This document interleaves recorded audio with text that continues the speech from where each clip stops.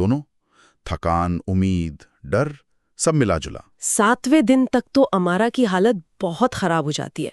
भूख, थकान, वो एक अजीब सी पत्थरों की बनी गोल संरचना के पास गिर जाती है। और रात को जब वो बेहोश सी होती है, फुसफुसाहटें तेज होती हैं, लेकिन डरावनी नहीं।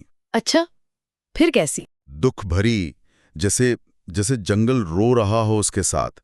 ये एक और संकेत है शायद कि जंगल में चेतना है, सहानुभूति है। गजब है। और फिर आंख खुलने पर उसे वो जगुआर दिखता है। हाँ, सपने वाला काला जगुआर, बिल्कुल सामने।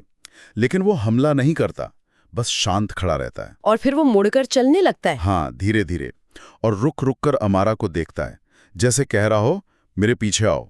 और अमारा शायद अपनी गट फीलिंग से उसके पीछे चल देती है। बिना सोचे समझे। हाँ, शायद हताशा में, या शायद एक अजीब से भरोसे में। और रास्ता भी तो जादुई था, है ना? जैसे झाड़ियां खुद हट रही हों जगुआर के लिए। बिल्कुल, और अमारा के गुजरने के बाद वापस बंद हो जाती हैं। ये साफ तौर पर मार्गदर्शन था, प्रकृति उसे रास्ता दिखा रही थी। और घंटों चलने के बाद वो पहुंचते उस जगह, वो विशाल बरगद का पेड़। हाँ, बिल्कुल वैसा ही जैसा सपने में था। और उसके नीचे वो चमकता हुआ नीला फूल, जिसकी खुशबू भी अजीब थी, शहद और बिजली जैसी। हाँ, एक अनोखी महक। और जैसे ही हमारा फूल के पास जाती है, जगुआर वो गायब हो जाता है, एक उदास सी गुर्राहट के साथ। तो क्या वो जगुआर गाइड था? बस उसका काम पूरा हो गया? लगता तो यही है। हमारा सिर्फ एक पंखुड़ी तोड़ती है, जंगल को धन्यवाद देती है। और जैसे ही वो पंखुड़ी तोड़ती है, सब शांत। हाँ, फुसफुसाहट बंद। ऐसा नहीं कि जंगल चुप हो गया, ऐसा लगा जैसे अब वो सुन रहा है, ध्यान दे रहा है, एक ठहराव। अजीब, बहुत अजीब। फिर अमारा वापस लौटती है कई हफ्तों बाद, और माँ ठीक हो जाती हैं। हाँ, माँ ठीक हो जाती हैं, लेकिन कहानियां खत्म नहीं होती।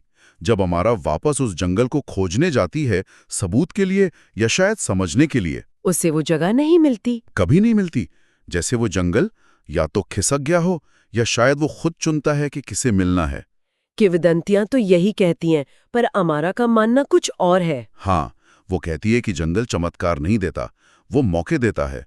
और एक बार जब वो आपसे बात कर लेता है, आप बदल जाते हैं, हमेशा के लिए। वाह!